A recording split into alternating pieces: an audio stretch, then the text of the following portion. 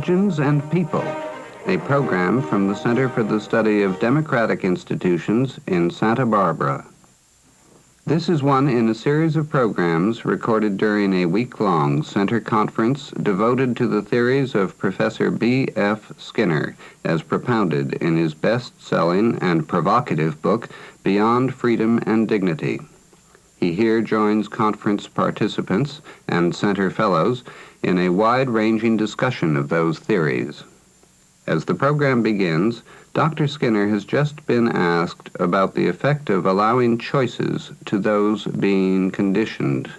Would a subject of conditioning have a measure of freedom if he were permitted to choose between several alternatives? Dr. Skinner answers. I don't believe that multiplying opportunities is going to get us away from this kind of functional explanation. It does happen that when you get a choice situation experimentally, you run into very tricky problems. It certainly is not true in the case of a single response that the rate of responding or the probability is a function of how often you reinforce. There are all sorts of violations of that. But in the choice situation, it's possible that something new emerges. But I do not feel that this is going to bring any element of real freedom back into the situation, any more than it would have done in the evolution of species if at any given moment a species could have gone this way or that, stayed in the water or climbed out or something like that. I don't think there was any freedom because there were two possibilities. Jensen seems to be, well, his emphasis, of course, is more on genetic behavior than yours. Harry S. Ashmore, president of the center, is referring to a paper prepared by Arthur R. Jensen, professor of education at the University of California, Berkeley. Is there a difference there beyond the question of emphasis? Well, I appreciate Jensen's review of my statements about genetics because I have never taken the line that if you take a child, you can produce anything, you know, make them a pianist or a businessman.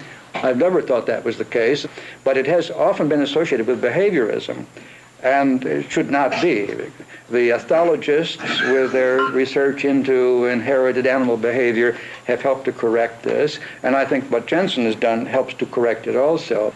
Maybe I didn't read Jensen correctly, but he seemed to be suggesting that you do not take adequate account of the differentials in behavior with your emphasis on environment.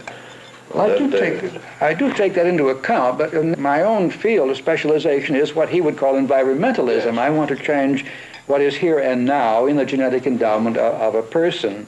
When it comes to the problems of minority groups and so on, where there have been claims made about inadequate intelligence and whatnot, that doesn't bother me in the slightest. It doesn't matter. It isn't really a racial question. You do have this distribution of intelligences, whatever it is. Some very bright people and some very dull people, but we could all move up in our achievements at a fantastic rate if we had better techniques of education, better incentive systems, and that kind of thing. In the last 25 years, pigeons have done things that pigeons never did before in the history of the species. Now you say, well, they weren't intelligent enough to do it. Well, they were. It wasn't that the pigeon wasn't intelligent. We weren't intelligent enough to find out under what conditions pigeons will do things. And I would take any child you give me and say that child is capable of only certain kinds of things. But that's not the child's fault. It's our fault in not being able to arrange better conditions under which the child lives. I would like to ask you, to what extent you think the level of explanation which people use when they talk about internal states of consciousness and so on is pitched at a different level from the one that you are suggesting? Robert Rosen, visiting center fellow, is professor of theoretical biology at the State University of New York in Buffalo. The other thing I'd like to raise is the idea that control of behavior is simplistic in a way. You say it can't be simplistic because it's complicated. But things can be complicated and still simplistic. For example, the epicycles were just that. A lot of what you are suggesting is an inference from much simpler kinds of situations. The reason I'm drawing attention to this is because this is a point of difficulty for your interacting with the people that are criticizing you.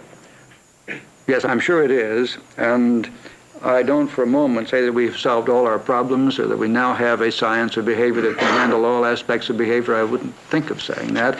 What I do point to is the rather considerable progress which has been made over the last 30 or 40 years in analyzing contingencies of reinforcement and seeing that they actually do account for behaviors which up to that point had been attributed to what I would regard as metaphorical or fictional concepts, supposedly representing something going on inside. Now, I don't deny for a moment that something goes on inside, but it seems to me that a formulation of what we observe when we observe the privacy within our own skin is demanded of any science of behavior. I do not rule these things out on methodological grounds, as some behaviorists have, or as the positivists have. I think one fairly strong school of logical positivism, but ruling out the non-public as not suitable for public discussion. I don't think that for a moment. There's no question at all that a bit of the universe is in the skin of each of us, but I don't believe it's any different for being in our skins, and I think the way we learn about it, that needs to be looked at and analyzed. I was suggesting that there is, if you want, an impedance mismatch between the sort of things that you're saying pitched at a particular level of explication with a particular phenomenological level and the way in which it's understood. And that if we could clear this out of the way, we could be much more... Yeah, but that's the one thing you can't clear out of the way so easily, because that involves some anticipation as to what level you wish to be on. John Wilkinson, Center Fellow. That's never clear on any given level. There's a question of complexity of explanation. There are people, for example, in genetics who don't believe anymore, since they know that there's a gene for maybe the color of the eye, but there's no gene for the liver or the brain. They've been forced to introduce a totally different level of explication by means of introducing feedback mechanisms. And on that level of explanation, most of the things you can say about the lower level of explanation remain true on that lower level, but don't have very much of a correspondence in this higher and more complicated language. Now, this is the thing that seems difficult to accept. Most of the criticisms are beside the point.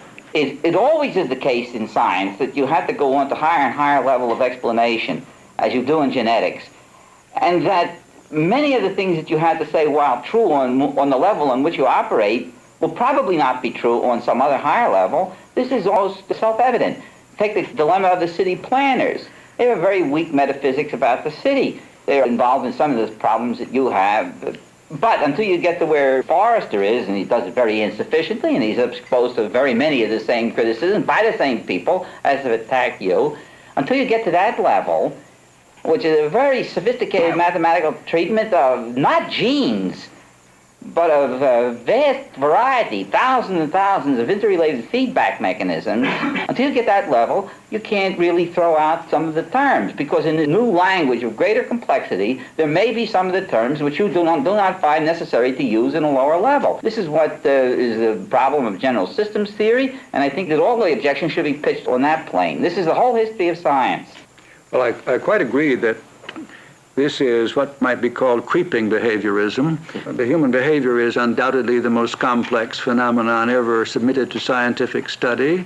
Now, a great many people are studying it, most of them with inappropriate methods. I'm not at all surprised that I can't go into city planning and straighten them out on this. I'd like to do so. As a matter of fact, I have worked with several people concerned with architecture and design, urban design, that kind of thing. They are beginning to take an interest in the fact that when you build a city, you're building the space in which people are living, and that something about their behavior in the city is going to be extremely important in the design. They're only beginning, I think, to understand that, but I don't think we know enough now to give them all the help they need. And I'm perfectly willing to admit I can't solve all the problems people throw at me. All I can suggest is how one might go about finding a solution in a rather different way from traditional or current ways. I think that your theories are abundantly strong enough to overcome most of the objections that are raised by political liberals on one hand, or intuitionists of some vague variety. Most of your critics have a very much weaker metaphysics than you do. If I understand the issue that's before us now, Harvey Wheeler, Center Fellow. it is the question whether or not, even if we grant everything that you've said about a behavioral analysis of certain kinds of mental behavior, there may, beyond that, be some kinds of synergistic effects that are similar to the 5 fingers or the liver produced genetically, but without a specific gene, that in mental phenomena cannot be explained on behavioralistic terms, at least as they stand now, or as you have given them explanation.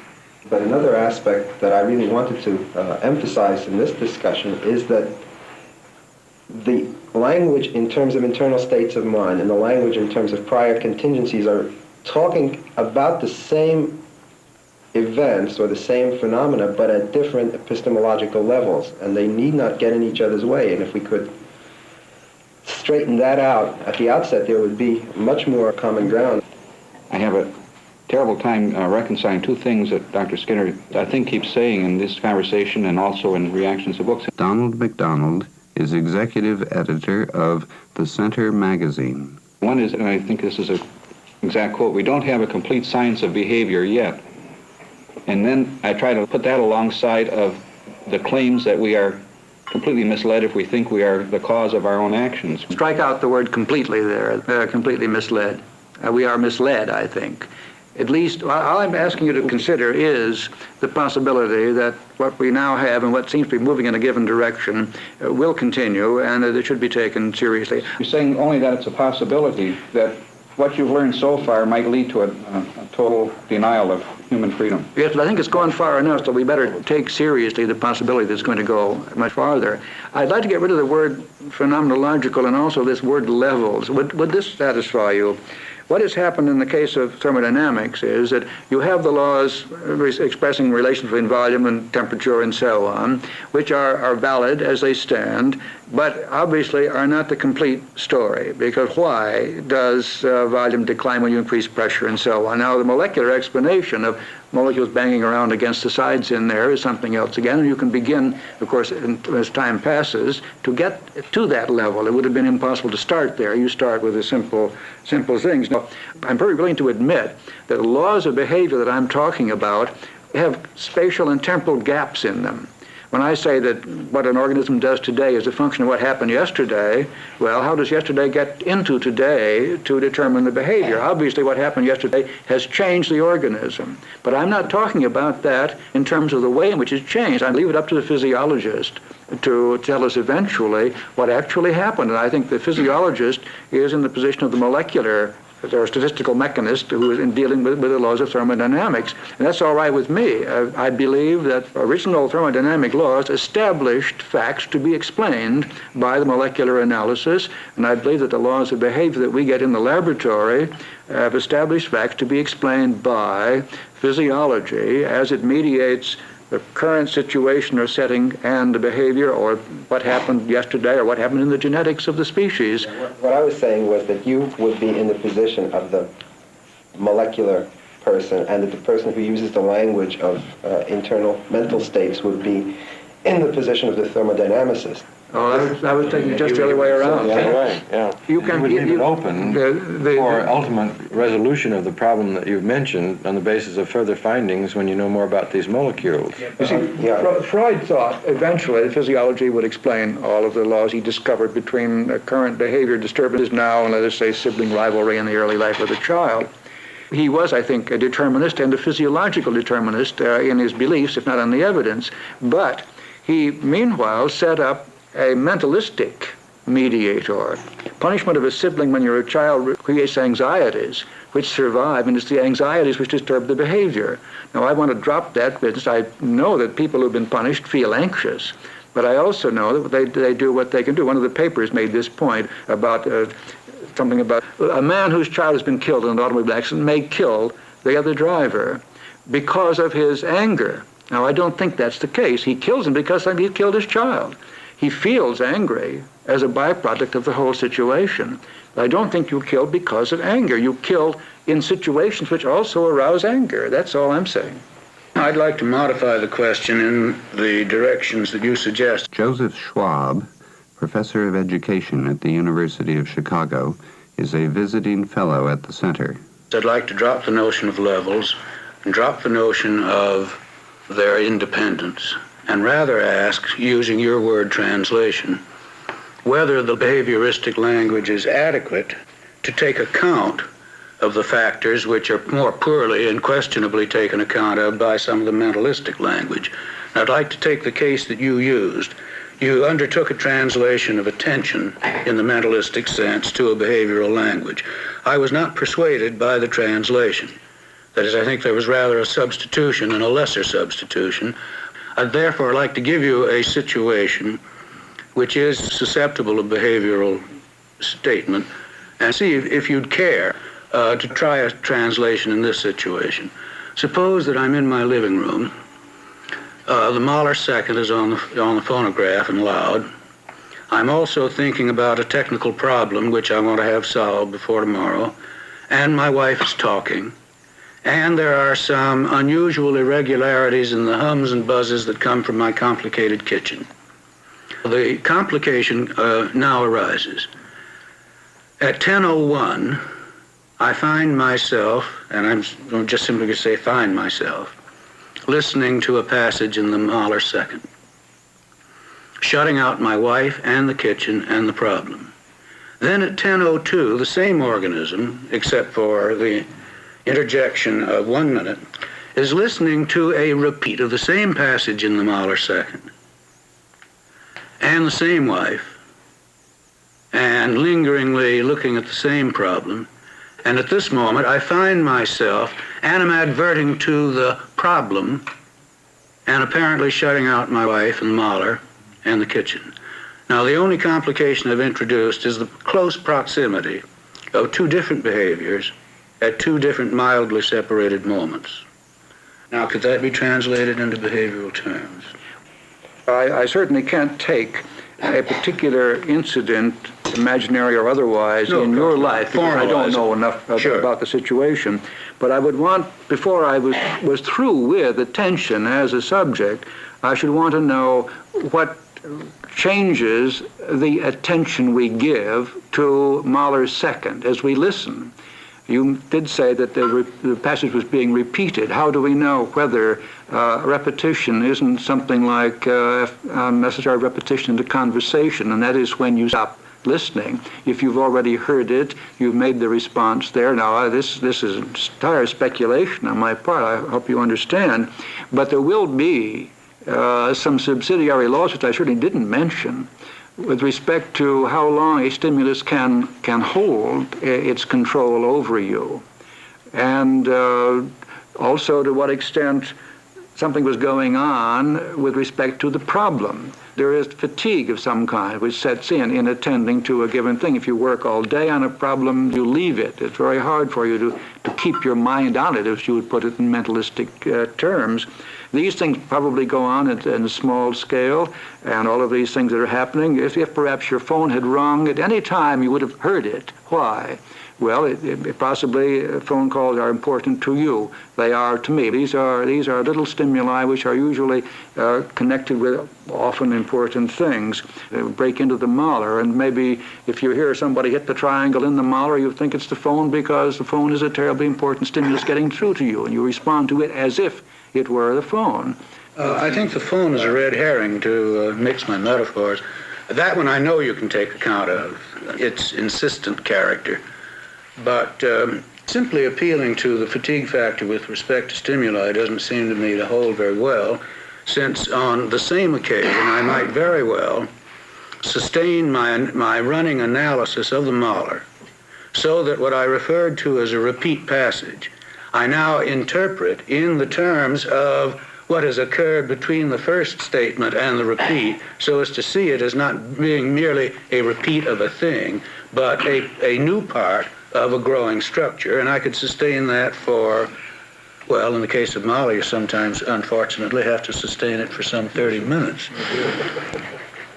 The incident that you mentioned, of course, is extremely complicated. There are all kinds of things and all kinds of factors that are involved. Vitaly Ryzenko is director of the Operant Behavior Modification Project at Mendocino State Hospital in California.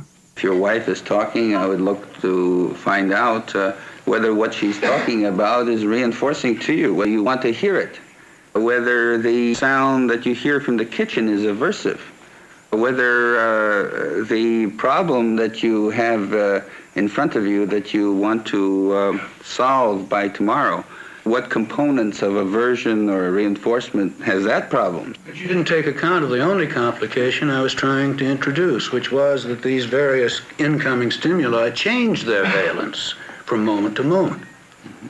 Change their what? Valence, that is, from aversive to reinforcing, or that you can't pin these down, it seems to me, as having a sustained sign value. My wife could be leafing through the New Yorker, and the remarks would be quite trivial, so that I think, at any rate, that I'm responding to wife rather than the content of her statement, or not responding to wife.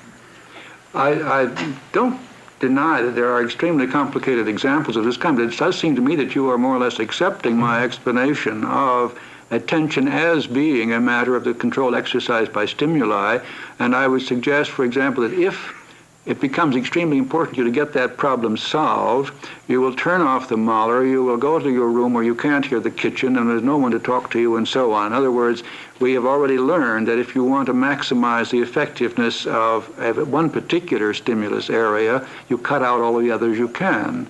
Well, I don't really agree, Mr. Skinner.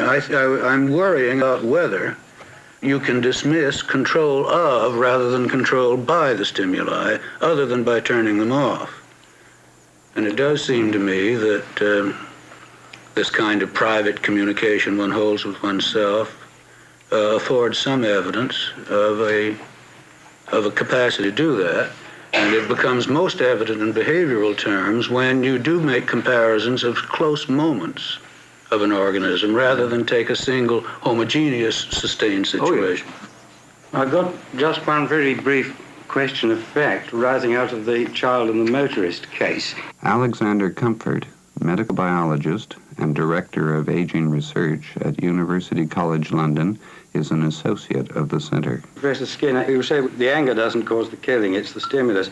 If we turned off with a tranquilizer the physiological readout of anger, the things like a lot of adrenaline, the mental and physical sensations that go with being angry, would that reduce the probability of somebody reacting by killing? Because it strikes me that the happening affects ordinary social controls, because it does affect a whole range of things which are happening in the brain. And this differs in different individuals. I mean, an aggressive psychopath will murder a motorist who doesn't kill his child, but who just bends his fender. Yes, but is the tranquilizer working on the feeling and therefore indirectly affecting the action, or is it at the same time working on the action or the probability of action and thereby changing the feelings? The tranquilizer as an extra variable here does not really distinguish. We like to feel that if we take a tranquilizer, we feel less likely to insult our boss, and so we're safer when we go to work with a tranquilizer. But is it that it's changing our feelings, or is it simply changing the probability that we will insult our boss, about which we will also have feelings, of course? I think it's probably changing a whole lot of things that are going on in the black box, and I think we're probably mistaken in separating feeling, which is the name of one kind of readout we experience, from conation and action, which is what you're talking about. I had a debate once with a philosopher about this, and he argued that it would not make sense in interpreting Shakespeare's Othello if we didn't say that he murdered Desdemona because of jealousy. I think that doesn't make any sense at all to say that. That leaves him completely unmotivated. He murdered Desdemona because of the things that Iago said to him about Cassius and so on, and these very same things led him to feel and report that he felt jealous. It also depends on his previous programming, because had Othello been a swinger, he would not have been greatly upset to hear that his wife had been sleeping around. So exactly, but his behavior would have been very different, too. Going back to Mr. Schwab's example, I'll ask you again a simple-minded question. Is the proposition that if you had a complete environmental and genetic history of Mr. Schwab, you could predict his behavior, or at least within range of probabilities? There are 2 points there. If you had a completely omniscient observer who knew all the relevant facts, then the question arises, could you handle the facts? Yeah. Or are they just so complicated that even with the help of the best computer that IBM can supply, you still couldn't predict? And I'm inclined to think that might very well be a difficulty also. But I don't expect that anybody will ever be able to predict the various shifts of attention as Joe Schwab listens to Mahler's second while being bothered by that blender in the kitchen interfering with a high fidelity. In terms of the societal application of the theory, this question of level of complexity becomes very important, doesn't it? As to how far you can take your conditioning. And that's why I'm anxious to make it clear that I don't expect to make any global package deal here, as revolutionists tend to do and as utopian theorists tend to do. I don't believe that the complexity of the situation enters into our consideration, for example, of the incentive conditions affecting management in a large company. Ordinarily, a person in a position to take and follow up some new proposal is much safer if he doesn't do it. If he does it and it fails, he will be demoted. If he stays where he is and he's got a good thing going, he sticks with it. Now, everyone knows that this is a problem in an industrial organization. Dr. Skinner, did I hear you correctly when you said that you and other behaviorists had taught taught pigeons to do things that pigeons had never been able to do before? Do what? Yes. That yes. Never in the history of pigeons had they been able. Frank Kelly, Vice President of the Center. So therefore, this couldn't be accounted for by any previous programming of the pigeons. That's right. What has changed? What has changed is that pigeons have been living in some very new environments for the first time in the history of the species. You have been listening to one in a series of programs recorded during a conference held to discuss with Professor B.F. Skinner the theories in his book, Beyond Freedom and Dignity.